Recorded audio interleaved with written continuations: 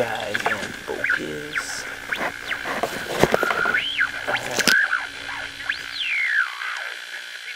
So I'm just gonna retip a couple swords.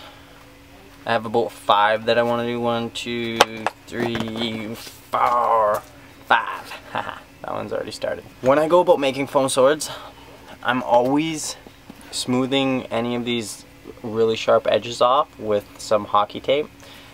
This is because it will reduce the risk of it cutting through the foam.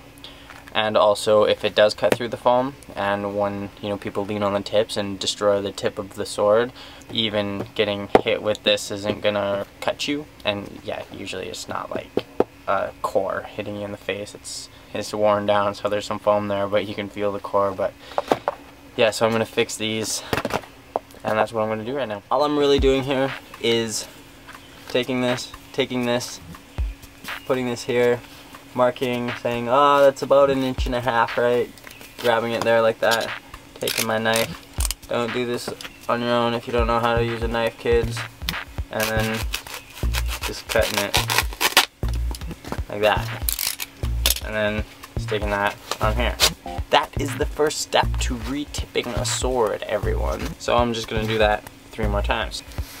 I'm gonna go here, gonna go there, gonna take that. I'm gonna give this one an angle because it's a curvy blade. So I'm gonna mark it off on an angle like this.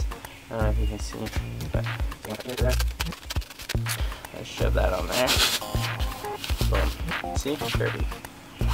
Nice. The next step, I take some scrap. I collect scrap foam, and I just poke it in the hole. And finally is the skin, the duct tape. So just always trying to do more with less. Take 2, I hold it up like this, look straight down, put it on here, kind of like half over the center like that, and then push like that center down, and then like in the center here. Then you get like this kind of skirt like thing going on. Then you do it to the other side, cover the other half, so straight down the center. You see what I'm doing? I hope so. And then you get that. You always do that first because all of this weird stuff going on here. You just take some tape, do a quick measurement so it goes past the joint here and up into this zone.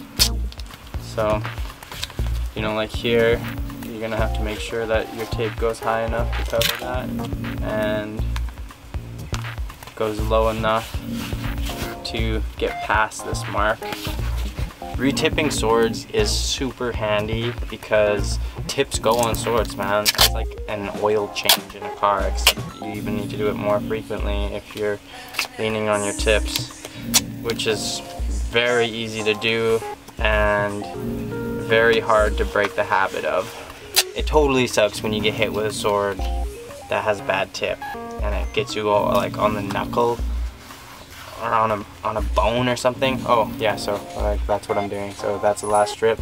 Usually you can get around a normal pool noodle with 5 strips if you're just overlapping about 1 centimeter. And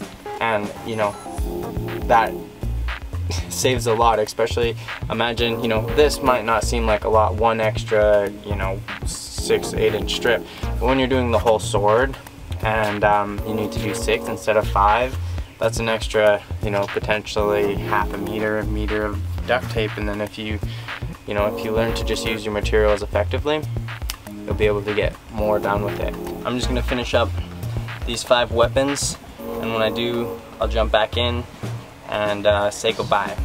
Alright guys, I just finished the 5 tips that I started. Look, these are all pretty much ready to go, safe to battle with.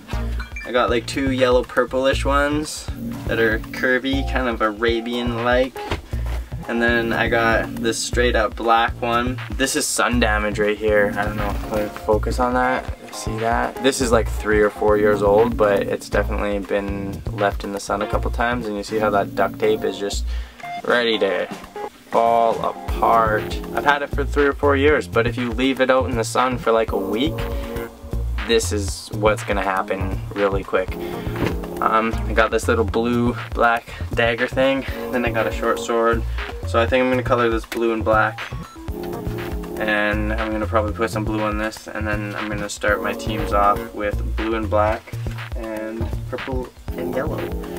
And we'll see how it goes. And that'll be 5 weapons ready to go. I'm gonna be here on the Sunshine Coast for the summer, just outside of Gibson's, and I'm hoping to start wrapping up the production of these very shortly and starting to do some weekly or bi-weekly events in parks for the kids in the local area. So come out and play, you know, kids of all ages. I'm still a kid. What am I, like 27 or something?